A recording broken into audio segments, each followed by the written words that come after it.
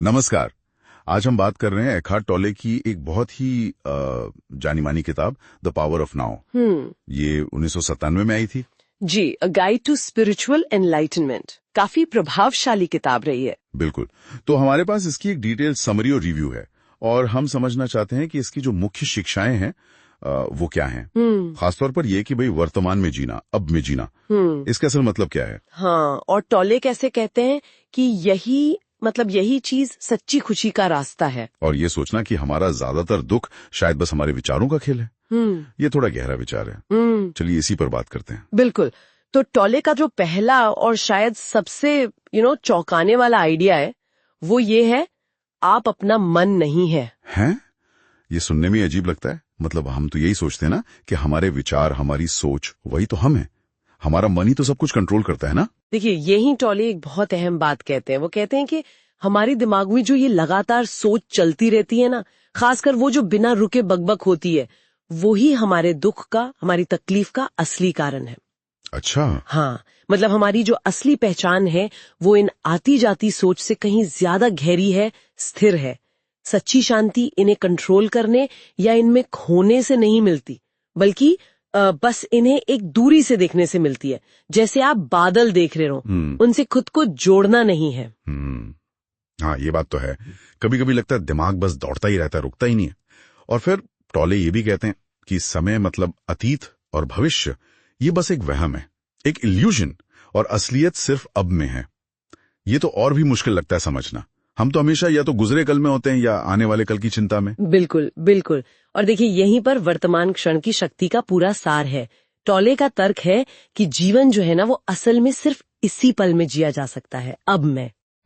अतीत वो तो बस यादें हैं, गुजर गया। भविष्य वो अभी आया नहीं, वो बस एक कल्पना है।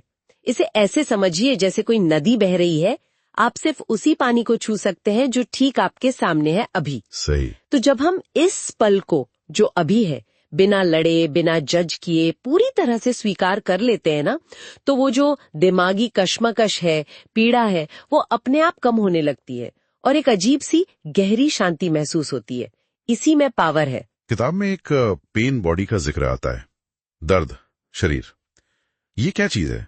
सुनने में थोड़ा डरावना सा है। हाँ, देखिए, पेन बॉडी क्या है? हमारे जीवन में जो भी भावनात्मक दर्द जमा होता है ना, पुराना गुस्सा, दुख, डर, कोई नाराजगी, अच्छा। वो सब इकट्ठा होकर, टोले कहते हैं, एक तरह का अदृश्य एनर्जी फील्ड जैसा बन जाता है।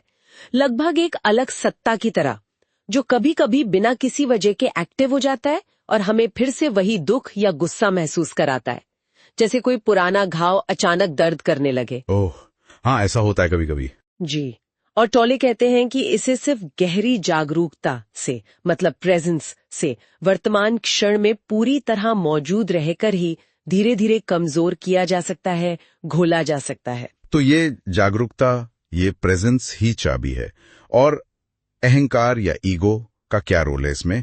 वो हमें अब से कैसे दूर रखता है? हाँ, देखिए, अहंकार, जिसे टोले हमारा झूठा मैं या फॉल्स सेल्फ कहते हैं, वो हमेशा पहचान ढूंढता है। और वो पहचान कहाँ से लाता है? या तो अतीत की कहानियों से, मैं ऐसा था, मेरे साथ ये हुआ था, वगैरह, या फिर भविष्य की उम्मीदों या डर से, मुझे वो बनना है, कहीं ऐसा ना हो जाए। तो अहंकार हमें लगातार सोचने, चाहने, तुलना करने में उलझाए रखता है। इसी चक्कर में हम अब की जो शांति है, जो सच्चाई है, उसे मिस कर जाते हैं। अच्छा। और अगर हम इसे बड़ी पिक्चर में देखें तो अहंकार हमें रोकता है किस चीज से? जीवन का जो एक नेचुरल फ्लो है, उसके साथ बहने से। हमें लगता है हमें कंट्रोल करना है, कुछ साबित करना है। तो क्या टोले कुछ प्रैक्टिकल तरीके भी बताते हैं अब में रहने के?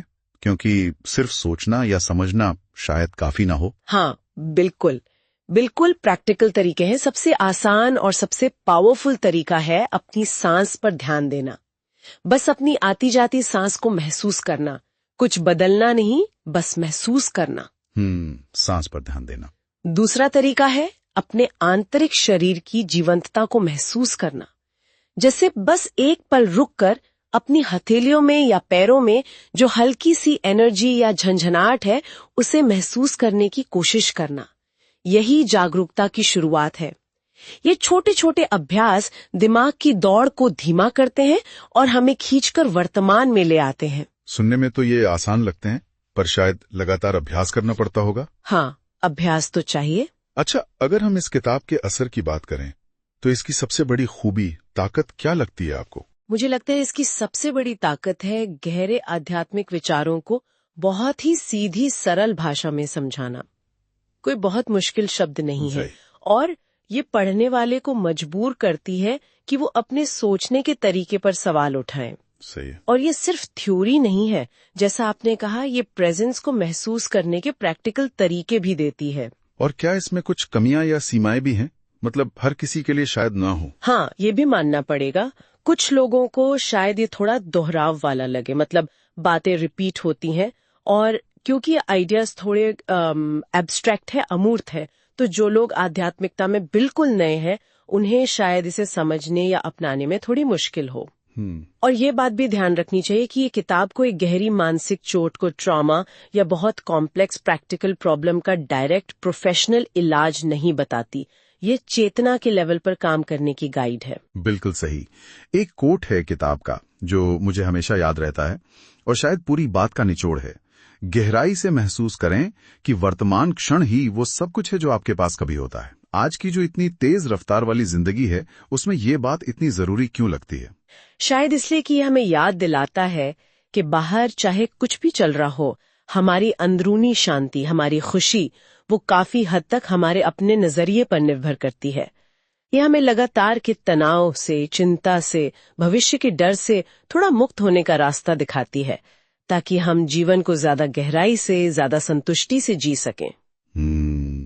तो आज हमने एक हाथ टॉले की द पावर ऑफ नाउ के कुछ खास विचारों को समझा, जैसे मन से अपनी पहचान हटाना, वर्तमान पल में जीने की ताकत और अहंकार और पेन बॉडी के असर को पहचानना। जी, और ये सब बातें एक बहुत दिलचस्प सवाल खड़ा करती हैं, मुझे लगता है। क्या? कि अगर कोई इंसान सचमुच, मतलब लगातार सिर्फ वर्तमान क्षण में जीना सीख जाए, तो उसके रिश्तों पर, उसके काम पर, उसके जीवन को देखने के पूरे नजरिए पर कैसा और कितना गहरा असर पड़ेगा। ये एक विचार है जिस पर शायद आगे सोचा जा सकता है।